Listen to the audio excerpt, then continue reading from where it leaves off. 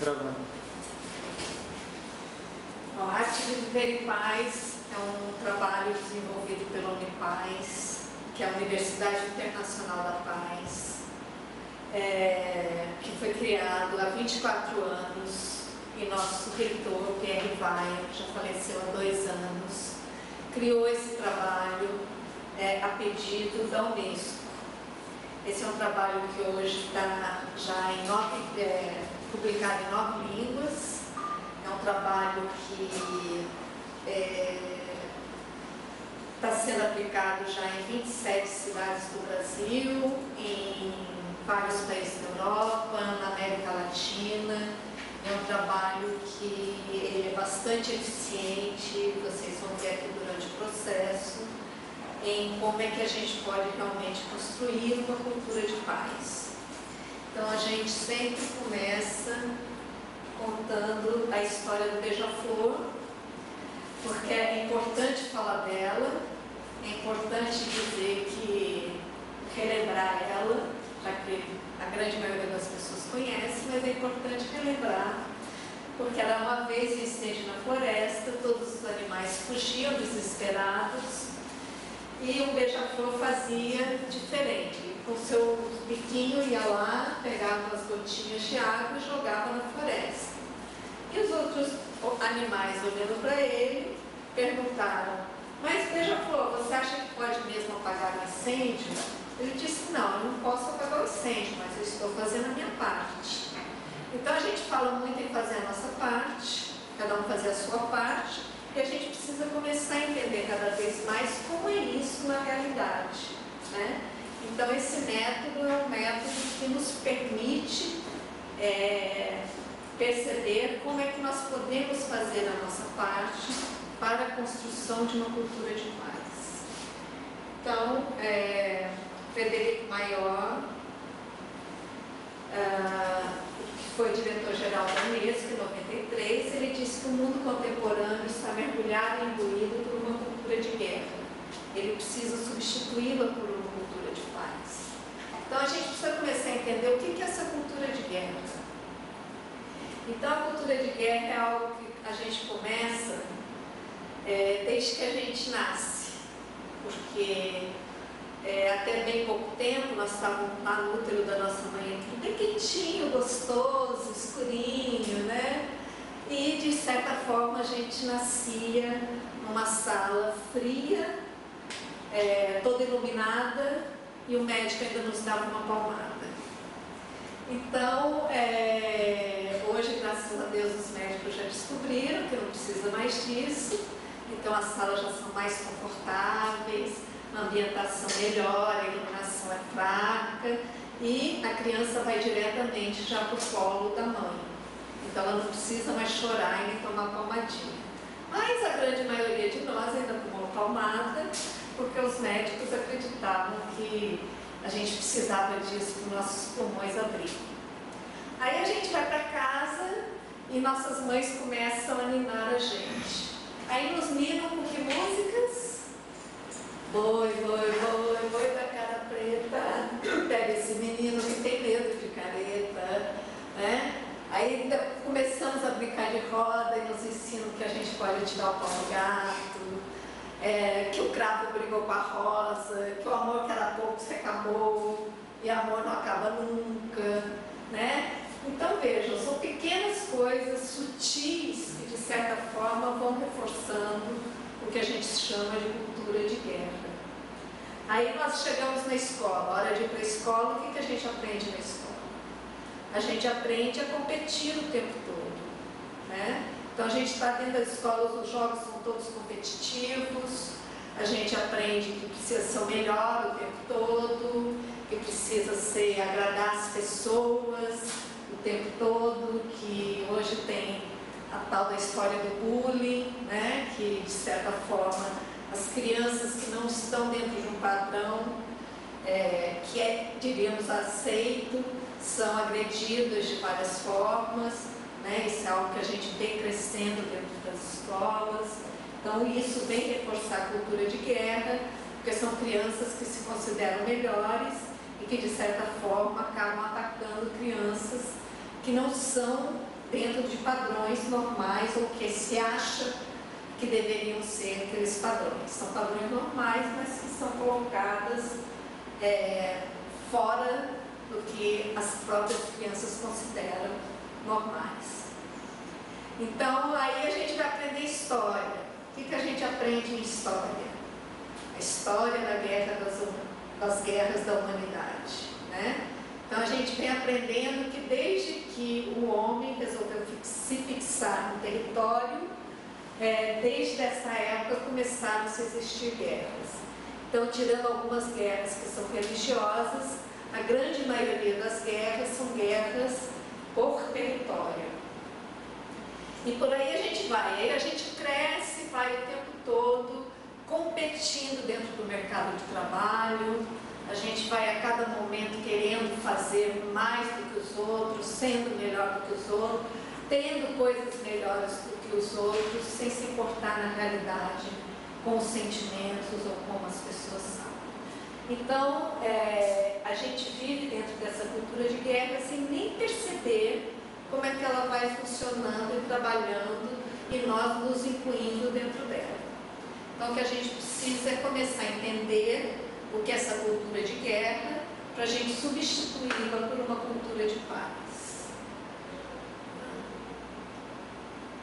Então, no preâmbulo da Unesco, a Unesco diz que as guerras nascem no espírito dos homens, logo no espírito dos homens que devem ser erguidos baluartes da paz.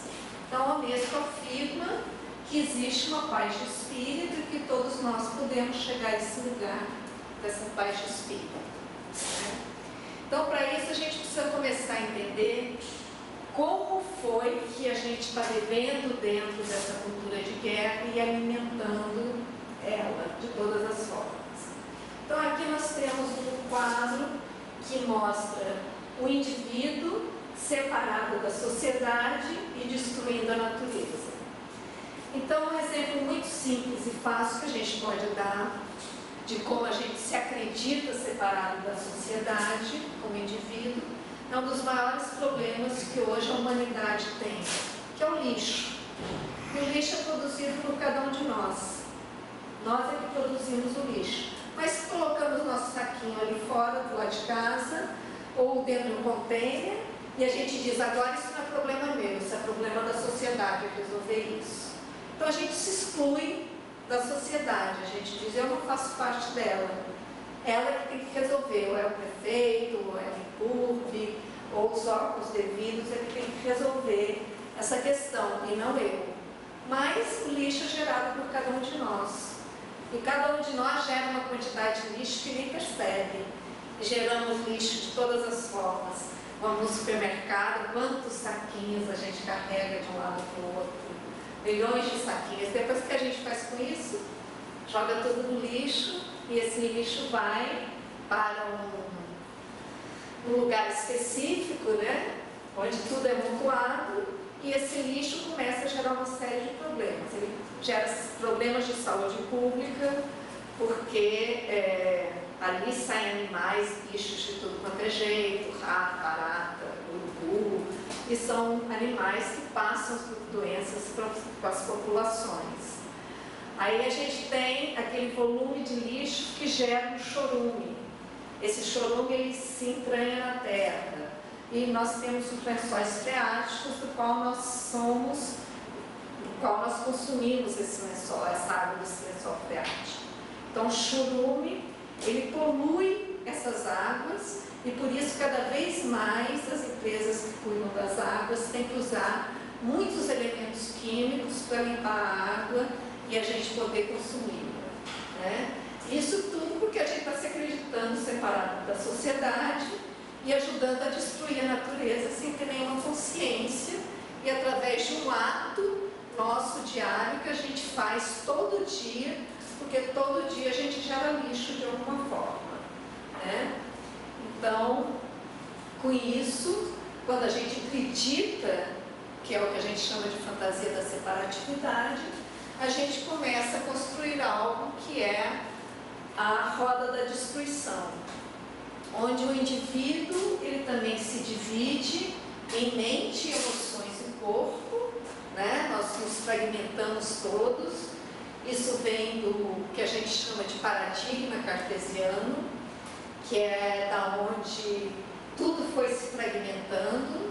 Então, o nosso corpo ele é totalmente fragmentado, os médicos nos veem de forma totalmente fragmentada. Quando eu tenho um problema de coração, quem cuida é o cardiologista. Eu tenho um problema na cabeça, quem cuida é o neurologista.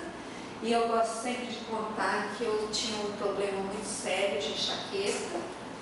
Eu sofria muito por causa disso e fui em milhões de médicos, fui inclusive cobaia de alguns médicos, de novos remédios, novas terapias. E um belo dia encontrei um médico que me olhou de uma forma integral. Então ele descobriu que eu não pisava corretamente e ao não pisar corretamente eu deslocava meu quadril, isso causava uma pressão na minha coluna, aí eu ia fazendo esse movimento que prendia aqui a primeira vértebra, que é logo aqui em cima, e isso me dava enxaqueca. Então eu tive que aprender a andar de outra forma, a mudar a minha forma de caminhar, para que meu corpo viesse para o lugar, o quadril se encaixasse e eu deixei de ter enxaqueca. Então, jamais iria imaginar que o problema no meu pé causaria tantos problemas assim na minha cabeça, né? Então, assim é que a gente percebe que nós somos separados ou nós somos fragmentados. Da mesma forma, nos dizem, deixe sua emoção em casa, porque quando você chega no trabalho, você tem que cuidar só do seu trabalho. Então, você tem que usar só sua mente e sua emoção fica para lá. E a gente percebe a cada momento como é difícil a gente separar a nossa mente das nossas emoções que refletem diretamente no nosso corpo. Então, cada emoção que a gente tem, cada pensamento que a gente tem, isso reflete diretamente no nosso corpo. Querem ver? Eu vou dar um exemplo bem simples e bem fácil. Fechem os olhinhos. Agora imaginem que vocês estão chupando um limão. Ah, todo mundo fez cara feia. Agora abram os olhos. Então vejam, eu mandei um comando para a mente de vocês, onde vocês tiveram imediatamente uma emoção desagradável, pelo jeito, pelas caras, e da mesma forma, através da ecologia social e da consciência social, e preserva a natureza através da paz com a natureza, da ecologia da natureza e de uma consciência ambiental. Isso é o que a gente chama de autoconsciência do universo ou visão holística. Holística é uma palavra que vem do grego, que significa o todo, que é algo que nós estamos resgatando, não é algo que é novo. É algo muito antigo, porque se a gente for lá nas tradições indígenas, a gente percebe como eles trabalhavam de forma integrada dentro da própria comunidade, usando apenas o que a natureza poderia fornecer para o bem-estar, sem usar demais, nem desgastar, né? E eles viam tudo de uma forma integrada. Então nós estamos resgatando o que a gente chama de visão holística ou autoconsciência do universo. Então, para a gente começar a entender como a gente pode melhorar ou trabalhar ou entender o que é a cultura de paz, nós precisamos entender que a fantasia da separatividade é algo que acontece na nossa mente. E essa fantasia da separatividade gera o que a gente chama de apego. E apego é tudo que nos dá prazer. Então a gente se apega a pensamentos, a coisas, a pessoas, aos lugares. A gente se apega a tudo que nos dá prazer na vida.